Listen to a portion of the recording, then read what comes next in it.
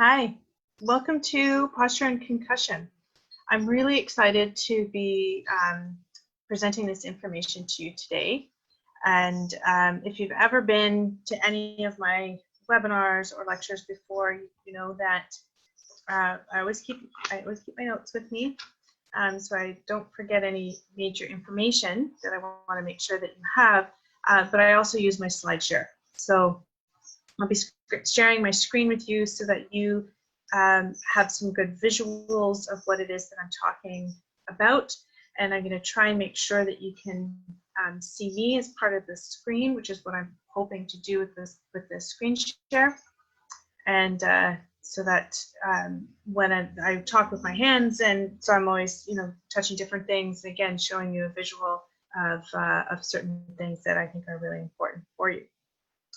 So why are we here right now? Why are we talking about posture and concussion? Well, May is Posture Month, and I do enjoy talking about posture, and as you know, that I do also love the topic of concussions. And so I thought, well, why not address what's going on with posture and concussion? It's something that I see a lot of in clinical practice, where I'm also assessing all sorts of postural distortions with somebody as I'm addressing their concussion symptoms. So I thought, well, why not bring those two together, put together some information that I think is valuable to you, and hopefully it'll be something that you'll find interesting and helpful to what your symptomology might be.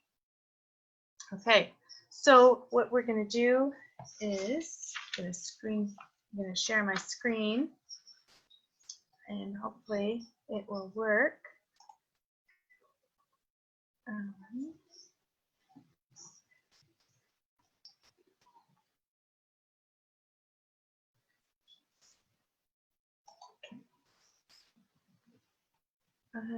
Oops, where is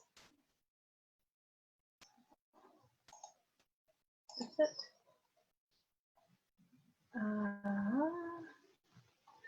This might be, I have one with a spelling mistake.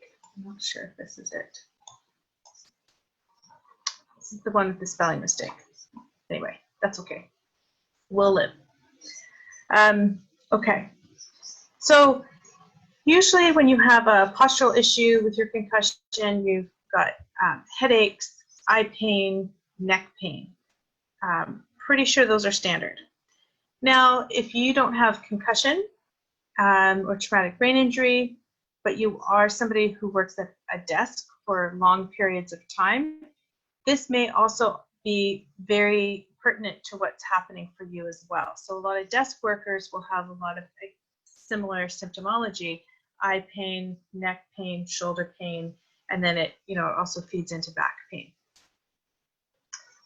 So if you're new here, if we've not met before, my name is Jenna Howe. I'm a manual osteopath and a certified Bowen health practitioner. And I've been working with concussions for 17 years. So, I work on other conditions as well, but my primary focus has been concussions. And I've seen all different types of people, age ranges, from athletes to non-athletes, motor vehicle accidents, and the like. So let's just get right into it. So postural neurology. So the first slide that we have here is looking at the posture system and the neurology of it. We're not going to get too heavy into the anatomy of everything. Again, this is, supposed to be a relatively short lecture, 20-30 minutes, although I tend to talk a lot, so it might be a little longer. But I just want to give you a snapshot of a variety of systems that all feed into the posture system that also feed into your concussion symptoms. So the definition of postural neurology: neurological impulses that support proper functional alignment of the posture system. Your postural presentation is a reflection of what's happening with your nervous system. So if you have a sort of fried nervous system, you might be holding yourself in a particular way that will that will show in your posture what's going on. So to a healthcare practitioner, they can kind of go, okay, this is happening, this is happening, this is happening over here. We, you know, especially as a manual osteopath, we look at several systems of the body as they work together. We're looking at structure and function and the body as a whole.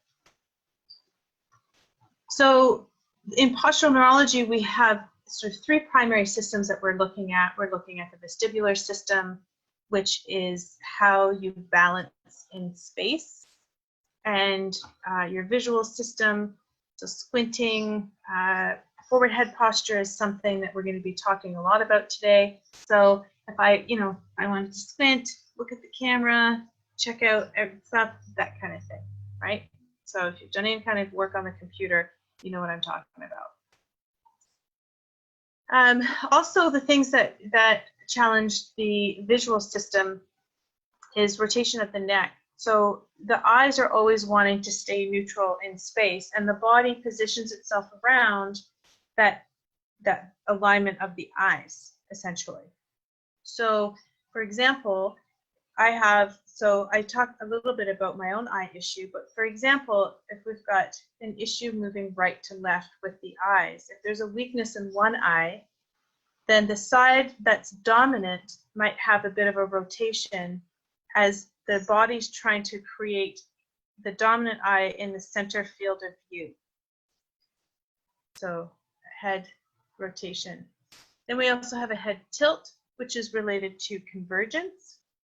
Convergence is when you're bringing someone's bringing the tip of the finger in and you're following it and your eyes come in. One eye might wander back out again, that's the weaker eye. The dominant eye might have a head tilt. So if you've got a really dominant eye in a couple of different movement patterns, you might have a head rotation and a head tilt as your eyes then try to stay center. So the spinal system, I think a lot of this is fairly explanatory. Our spinal cord goes all the way through our spinal column, and then we've got all of our nerves that kind of come out from there. Again, part of the trying to keep your head in space and the eyes parallel to the floor, all of the nerves are working and firing and trying to bring your body into an upright position and hold that position so that your eyes stay parallel to the floor. In order to get long-term correction of that spinal system, the eyes need to be worked on in an appropriate way. And we're not talking about going to the optometrist to check whether or not your vision is still 20/20 or you need reading glasses. It's a whole different situation. So we're not really looking at the direct health of your eye. We're looking at how the muscles of the eye are functioning with one another in relation to everything else that's going on in your body, as well as the nerve pathways that feed into the eyes. So the eyes are a huge part of the postural system, which is why we've got a couple of slides dedicated to this. So we've got 12 cranial nerves, and 4 of those 12 are feeding the eye, or dedicated to the eyes, I guess I should say. It's a better way to say it. So looking at this slide here, the one with the blue eye, you can see that there's a few different eye muscles and their associated cranial nerve. So it's Roman numerals for your cranial nerves, for the 12 cranial nerves. And then if we look down here, you can see these are the names of the muscles. So you have your right eye and your left eye, your inferior rectus, your lateral, your medial, your superior, and then you have your oblique muscles. So now take notice of these 2 muscles here. Do you ever catch yourself pinching in through here because you've got eye pain, eye pressure, headache?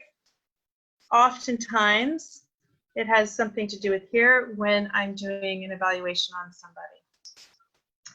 Why is this important? Well, these muscles work together. So the right side and the left side work together for different eye movements. And so that's where we're going over to this chart here. So for example, looking up and to the right is your superior rectus on one side and your inferior rectus on the other. Down here and up here are working together. So here and here work to go up. And then here and here that way. Same thing with side to side. So I have an issue between my right medial rectus and my left lateral rectus in movement to the left. So when I look left, this muscle is overworking and this muscle is underworking. So I have a particular exercise I need to do with that. I find that the majority of the people that I'm working with, especially if there's a whiplash involved, or if they've had a car accident, or in sports, if they've been hit in a particular way or a particular fall in the ice, there's almost always a specific eye pattern that I'm looking at for there. Why do we want to be looking at this? Well, for example, if you have a head injury and you can't look up without trying to shut your eyes, you're avoiding it, your eyes are tired, you know, too much screen, reading, driving hurts. It's because a lot of times it's because the muscles of the eyes are just not functioning very well. So once you can clear that up, then it's like, oh, I can look up now. Oh, that's all right. I can do that now. We're working with muscular dysfunction. Another thing that you can do to see if your eyes have any effect on, for example, the neck, is if you're just looking forward and you just turn your eyes in different directions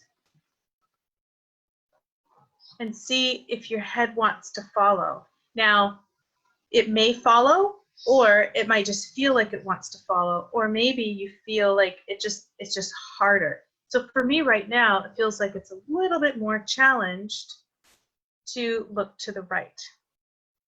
As we link it to the neck later on, I'll show you another little thing that you can do. But you want to keep your neck as neutral as you can. So if you find that your neck moves a lot when you're trying to move your eyes, I just sort of hold in place, just not tightly, just enough so that you can tell if you're moving your neck side to side. And then go to the area and hold. And then relax. I like to counterbalance it by looking the opposite direction, but then come back to it. I'll show you another little trick in a little bit. Cranial nerves. We're not going to spend too much time talking about cranial nerves, but I wanted this slide in here so that you can really see the nerve pathways and how it might be relating to your specific pain pattern and what we're looking at if there's a postural dysfunction. So I've got my little cursor here. I've tried to highlight the cranial nerves as best I can in my anatomy app when I took the picture. So you can see here how the nerves go down through the spinal column here, cervical spine, the side of the neck. If you're really following this nerve pathway, this is into the shoulder. So shoulder pain, upper trap pain. Behind the ear, feeds up into the skull, in through the jaw, your trigeminal nerve there. And then look over on this one, how it's on, it's the surface. So you've got cranial nerve, behind the ear, in front of the ear, and right out to the eye as well. So there's a lot going on here. We'll go back up to this slide. This particular slide identifies which nerves are associated with which areas of the body. So, we've got the eye, the face and head, the face, the tongue. I think this one's the tongue. See, forward head posture. The inner ear, the vagus nerve, which is really important. I'll be talking about that more specifically in my private group at a later date in terms of breathing dysfunction and how it relates to post-concussion syndrome as well. One thing I want you to notice, if you come back over here, you see this larger cervical bone. It's the C7. It's a little bit larger. Now imagine if you have a forward head posture, how it might impact the spinal column here and how that might impact the nerves. So again, we're just looking at how things layer up one on top of another. And so here we have the nuchal ligament. If you've been following my page, then you probably saw my post a couple of weeks ago about postural neurology, and I talked more specifically about the nuchal ligament. I find that it's generally overlooked, as you know, there's not a ton of manual therapy that you can do for ligaments. You can do laser therapy and stuff like that, but I think it's important to note that ligaments are tougher structures. They don't stretch the way muscles do. They're not supposed to. They're there to help keep things in place, right? So you have all the ligaments around your knees and your ankles. They're moving parts. You've got the ligaments there to help with the stability. So if this ligament is trying to do all of the work because the muscles are not functioning or the head is constantly in this forward head posture, look where the bottom of the ligament is holding on to. The bottom of this guy over here. So now not only with forward head posture do you have impingement potentially of these nerves here, but now you've got all of this tension on this poor little ligament trying to hold up all of the work. And you can see here from the attachment right here how it's attached to the base of the skull, just up at that bony part at the back of your head, and then down and through there. This slide here shows you how the muscles are attaching to in and around the ligament itself as well. So you may recognize this circle here as a pain point as well. So if you're unsure of why you're not getting any resolution to your neck pain, you might want to talk to your practitioner about trying to figure out if there's anything that you can do with these balance points of your nuchal ligament, and maybe red light therapy or laser therapy might be helpful. So fascia is a big topic. I could probably talk for another hour on fascia. I just do want to point out a few different things without taking too much of your time up. So this first line here is your superficial line, sorry, your superficial back line. And it's support in posture is to keep you upright. And it helps to prevent that fetal curl up position, so curling in. All right, so this is the line that's helping to keep you nice and tall there. It comes all the way down to the bottom of the feet, goes right up through to the base of the skull and up into the scalp as well. So pain and pressure up and through here can sometimes be alleviated by rolling your feet out on tennis balls. Wild but true, but it's one long piece. So if you can't access something up here, try to access it somewhere in the lower body, and you might get some good resolution there. This particular line can affect the cervical hyperextension, which will challenge the eye and spine connection, and also create some problems with the jaw as well. So if you've been to me for treatment, you know that I also, not only do I always work the eyes, I'll work the jaw as well. So then we have, beside that, the superficial front line. It is to balance out the back, and this line goes down to the feet, so pelvis to the feet or the toes, and then the pelvis up to the neck, the jaw. When you're standing, this acts as one piece of fascia. When you're sitting, it's two pieces, but when you're standing, it works together as one. Dysfunction within this line can affect pelvic tilt, and it can affect breathing patterns, which is really important, and it can affect forward head posture, as well. And one thing to note about this particular line is the startle response. And what happens with this fascia when you're startled, it will pull you, so it will pull you into that fetal position, and then your back line is trying to keep you extended. So when you have a startle response, there's a contraction that happens into this front line. So if you've had a traumatic incident and your posture's been a problem and you're trying everything, potentially looking deeper at the fascial lines could be something that would be really helpful for you. We have the lateral line next. This is just balancing out the front and the back. Stabilization for the head and neck posture as it relates to the shoulders. So if there's a dysfunction in this line, it could be some shoulder issue. That will feed into the head and neck stability. So if there's a restriction through the shoulder, it will compromise the head and neck, and then that will compromise the forward head posture. Next up, we have our spiral line. You can see this is quite an involved line here. It's wrapping everything together. It spirals around the body. It's like a double spiral.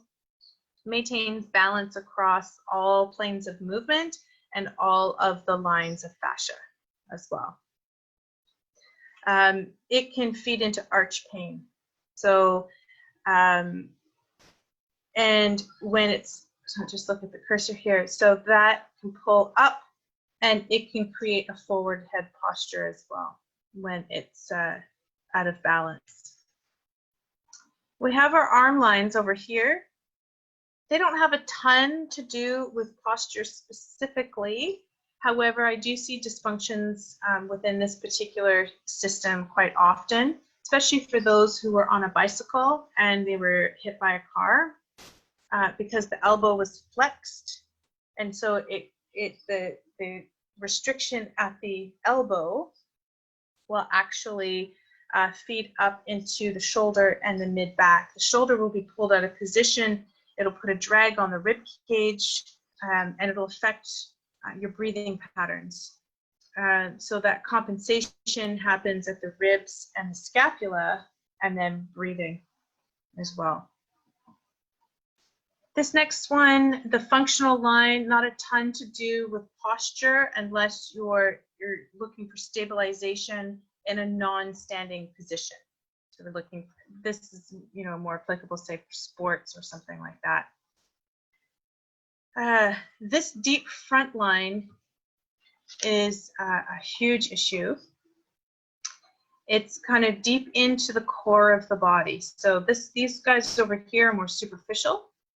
This one is deep in.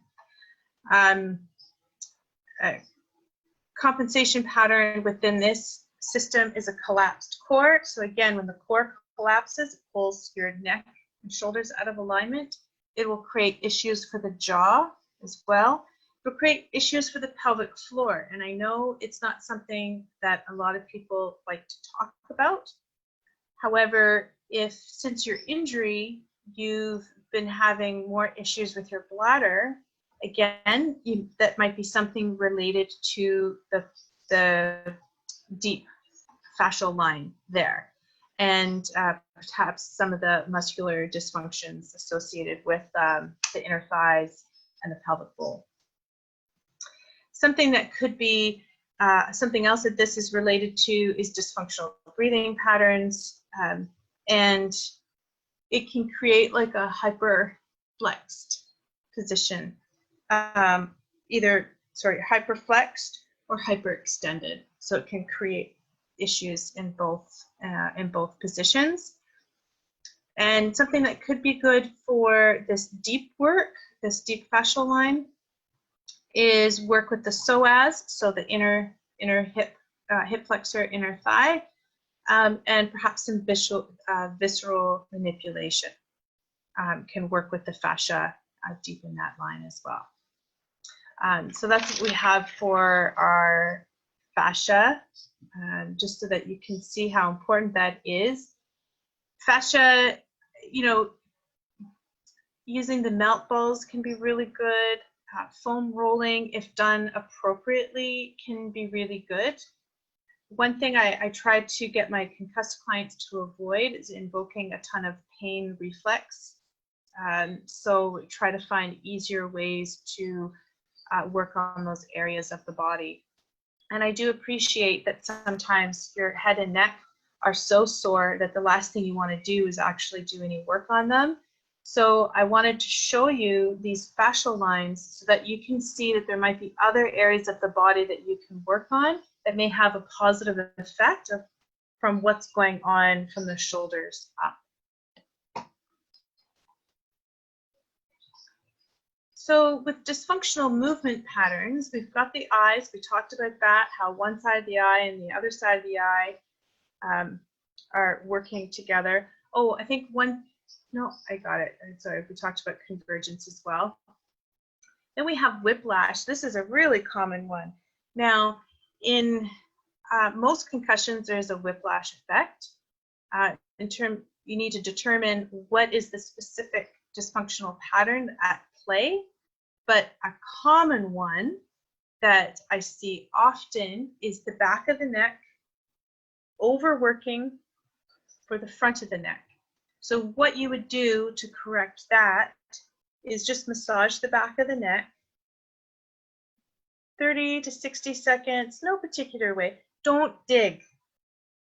People are often working on their muscles like they're like massive active trigger points. Don't do it. Nice and gentle. If it feels better for you to stretch, go ahead and stretch. I find it doesn't feel better for me, and I also find that a lot of my clients, it feels like it pulls on that nuchal ligament more than they're actually getting a release of the muscle. So again, it's defeating the purpose. So I prefer the manual release. And then just what I'm doing here, I'll turn sideways. I'm keeping my neck neutral, and I'm just activating my neck flexors. About a 10-second hold.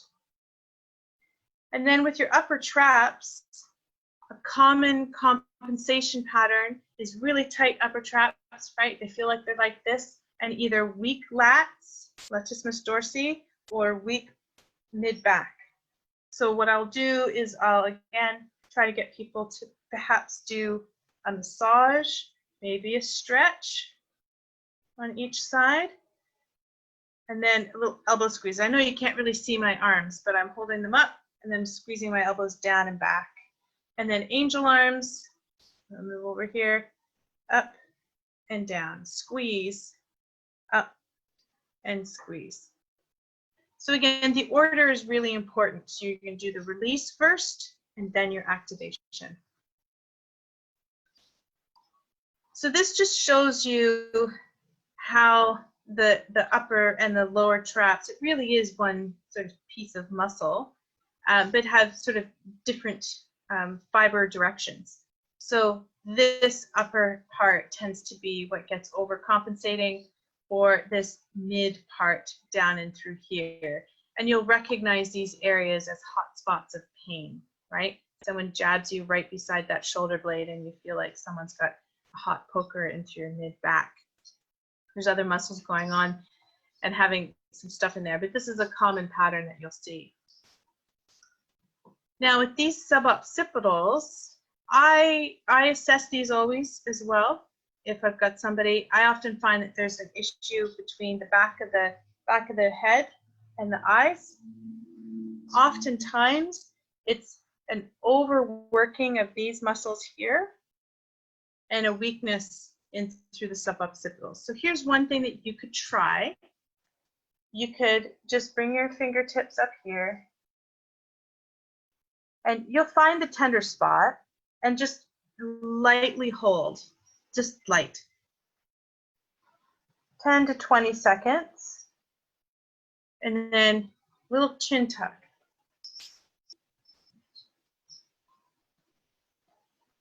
Just 10 of those. So you can give that a try and see if that alleviates any pressure into the eyes. Oftentimes there's weakness into these muscles. If somebody got hit on the one side, I'll find a dysfunctional pattern between, say, the right side and the left side. So you definitely want to, get a more specific assessment, but at the same time, they're also linked to the eyes. So now we're going to come back to this eye exercise that we worked on before. So for example, if moving to the right, now mine's a little bit better, but anyway. So if you look to the right, or if you find a movement up, down, right, left, whatever it is that feels off, then place your hands on the skull, on those spots. Keep your head neutral, but find that spot. And then repeat the movement and see if it feels better. If it feels better, then you know you need to work on this area first, right? Then you can just do some gentle releases, and we'll go through your positional release in a couple of minutes. Let's see. The upper and lower cross syndrome, this is just really to show you how the different muscles are affecting one another. So often you've got weak glutes and tight abs. You've got tight low back and tight hip flexors. Sorry, weak abs and a tight low back, weak glutes and tight hip flexors. Again, really common with anything you're doing with sitting. Tight chest and tight side of the neck, tight upper traps and in through the back of the shoulder blade, weak front of the neck, and weak lower traps, right? So we addressed a couple of these particular patterns a few minutes ago, but we're gonna come back to those as well. So these are your 8 easy tips to adjust your posture. So we're going to review them right now. So your cervical release,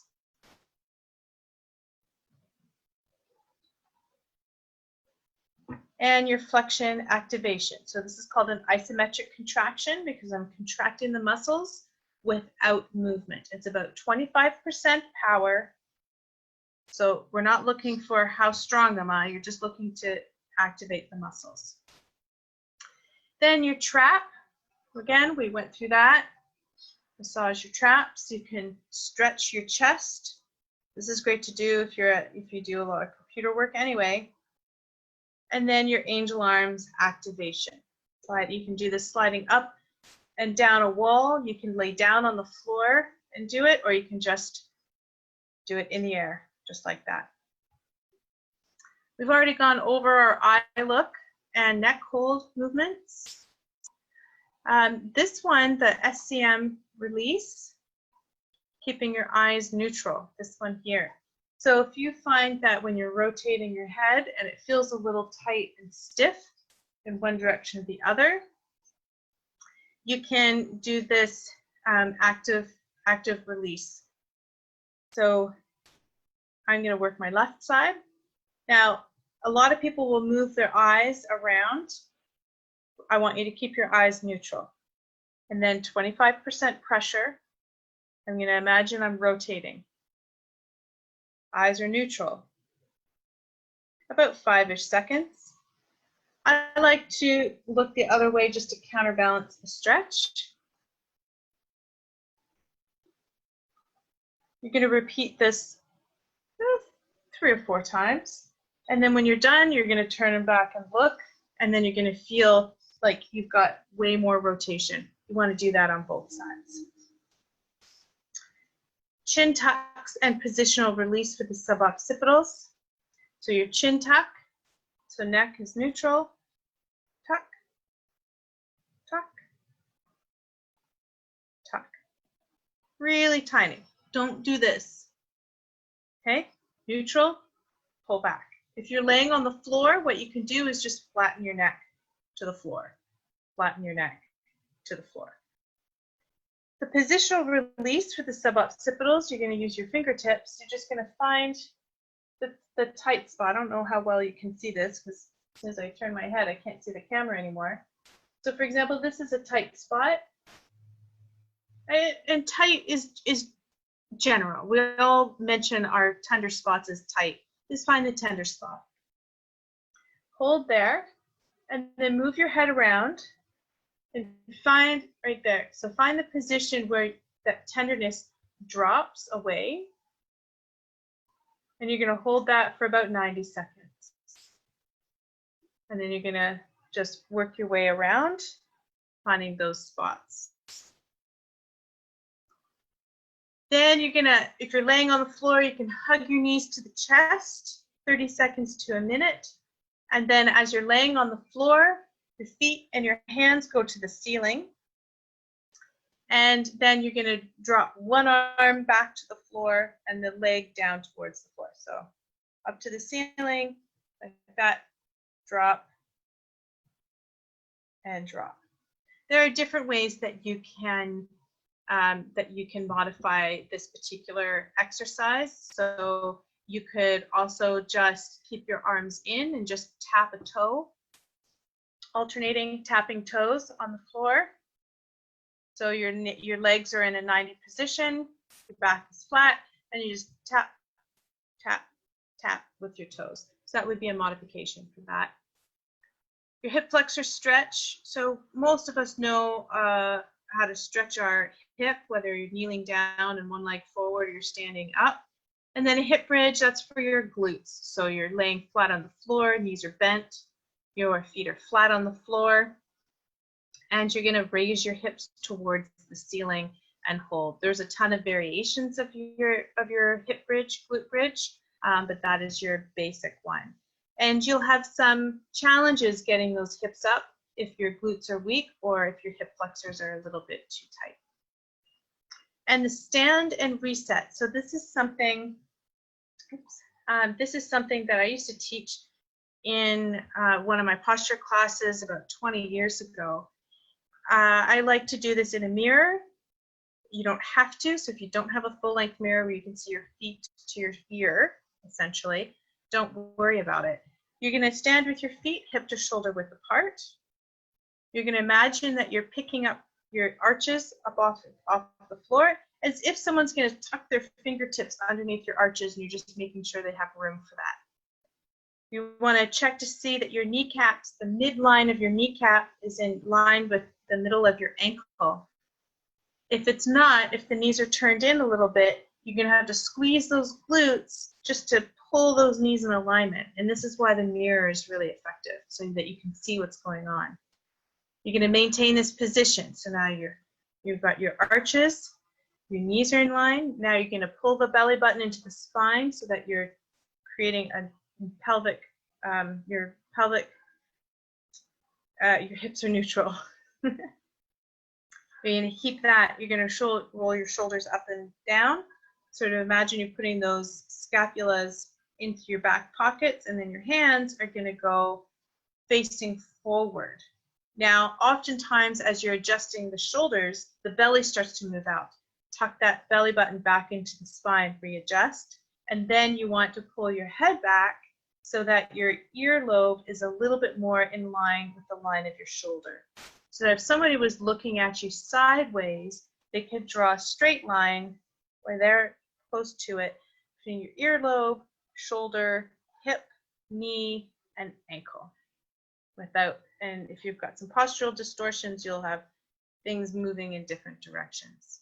So that's essentially what you're looking for. So that brings us to the end of our lecture. I really appreciate you if you stuck around for this long, or if you watch this later. I really appreciate you taking the time to go through this information with me. I hope you enjoyed it. I hope it's helpful for you. And if you have any questions at all, please make sure you let me know. I'm just going to stop my screen share here. There we go. So if you have any questions at all, please make sure that you write below or send me a message. Yeah, that's all I have to say for that. It's been a great posture month, and I'm looking forward to adding more content. I'm going to try and do one lecture per month on my Facebook page, and the other lecture will be stored. So this lecture is going to be stored on my page for a little while, and then it's actually going to move over to the private group as a permanent fixture, and then we'll do that every month. So if you've not heard about the private group, you can message me. It's a private group for concussion recovery online. It is a membership group, a paid membership group. There's specific educational units within that program. So if you're interested in more information, let me know. But otherwise, I'll be trying to put as much additional content on the page as I can. Anyway, I hope you have a wonderful day and a wonderful weekend.